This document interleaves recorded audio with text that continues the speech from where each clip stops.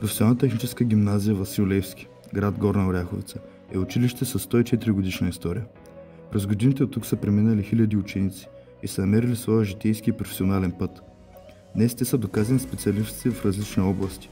За да отговорим на непрекъснатото променяща се среда, предлагаме на вашето внимание нова атрактивна специалност. Специалност – спедиция, транспортна и складова логистика, професия спедитор, логистика. Какво е спедиция? Понятието спедиция обхваща широк спектър от дейности, свързани с организирането и управлението на превоза на товари от една точка до друга. Тя включва координацията на всички етапи от транспортния процес, като планиране, подбор на подходящи средства за транспорт, подготовка на необходимата документация, осигуряване на спазването на законовите изисквания. Спедицията има съществено значение за глобалната икономика и бизнес операции, тъй като тя играе ключова роля за ефективното и безопасно транспортиране на стоки от производител до крайни потребители.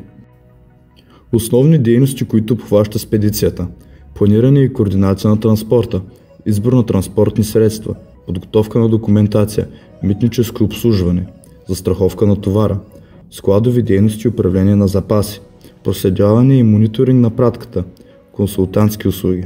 Завършилите обучението си получават възможност за работа в български и международни спедиторски и логистични фирми.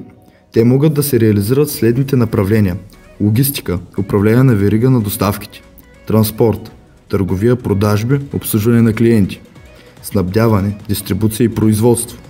В края на обучението се получават диплома за завършено средно образование, свидетелство за професионална квалификация трета степен, свидетелство за управление категория Б,